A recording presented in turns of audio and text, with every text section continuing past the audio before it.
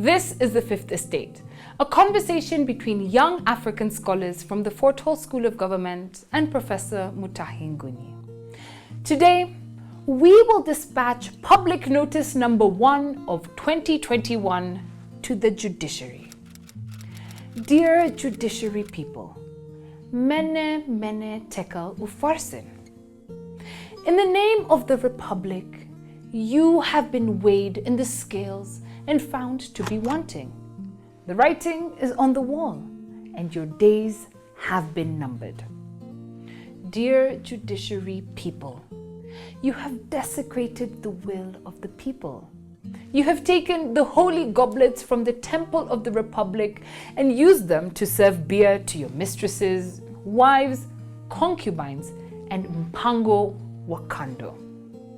And in your drunken state, you have sang songs of worship to the gods of Kenya Shiring, greed, and Wikipedia. And you have done all this without considering the burden of your choices. Because of this, the Court of Public Opinion, which we represent through this public notice, has decided to pass judgment over you.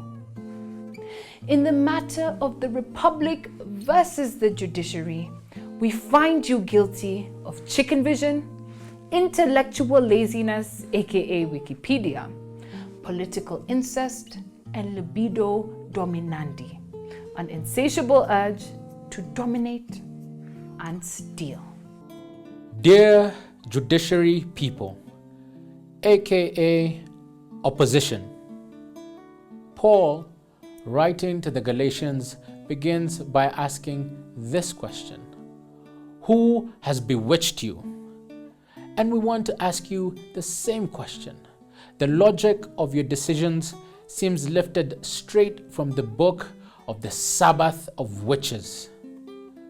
In 2017, a baby, the future of our nation, died because we could not agree on the future of our nation. And you are okay with it.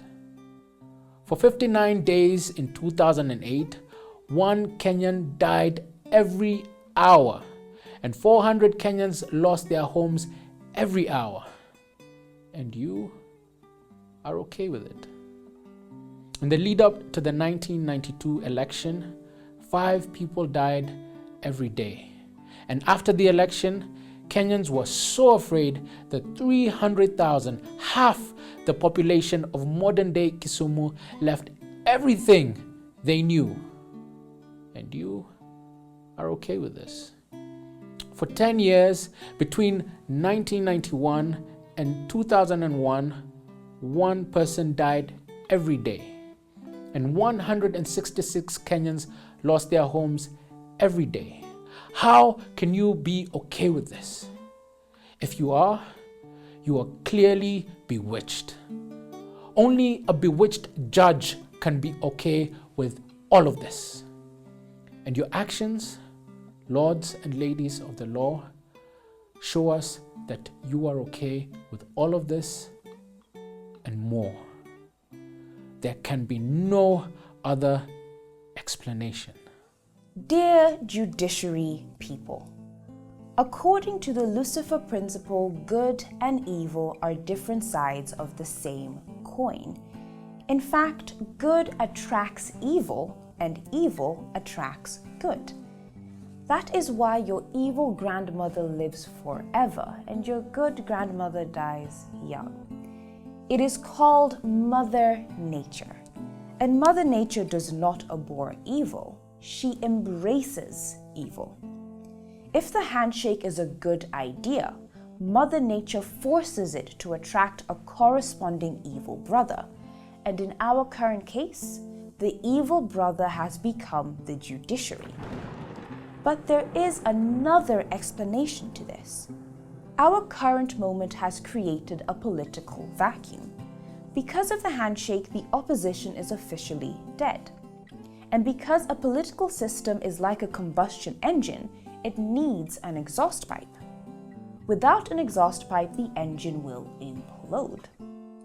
The handshake removed the exhaust pipe from the political system, and the judiciary has now become the exhaust pipe. It is the de facto opposition with powers to misinterpret the law to favor its opposition politics. Dear judiciary people, aka the new opposition, you have now entered the realm of politics with your fancy robe and mzungu wigs. But remember, politics is a dog-eat-dog enterprise, and we will dog you. Dear judiciary people, who is the custodian of the Constitution? Thomas Hobbes taught us that covenants without swords are just but mere words. This means that the man with the sword is the man in whose custody the covenant is kept, and the military is the actual custodian of the Constitution. 2007 is a dark moment in our history, and it is one we cannot repeat. But country is like an elastic band. If you stretch it beyond its limits, it snaps. The question we ask is this: who bears the responsibility once country has gone over the edge? In 2007, the military carried the burden of our choices. In fact, the military stopped the Eldoret killings. And that was not enough. As Kenya burned, Paul Kagame told the world that the military was the only solution to Kenya violence. The African Union was going to use gunboat diplomacy to remove Kibaki and install a military man according to the grapevines. And this is what happens when you stretch the constitutional limits of a country. Dear judicial people, if you stretch the country beyond its limits, the military will be the solution and they will make sausage out of you. Dear judiciary people, the government told us that you are clever people, and that is why it has allowed you to call each other learned. Or is it educated, friend? If indeed you're educated, let us discuss national insanity. Isaac Newton taught us that insanity is repeating the same thing over and over again and expecting different results. In 2017, our national insanity lost us 1 trillion shillings after Maraga David, the village magistrate, annulled the presidential election. 1 trillion shillings would have built us 31 thicker superhighways, but we spent it following nonsensical court orders. If the average Kenyan was asked, they would have chosen to divide the 1 trillion shillings equally amongst themselves. Each Kenyan would have received 18,500 shillings, enough deposit for a border from China. But there is another part of our insanity. Every election we commit genocide.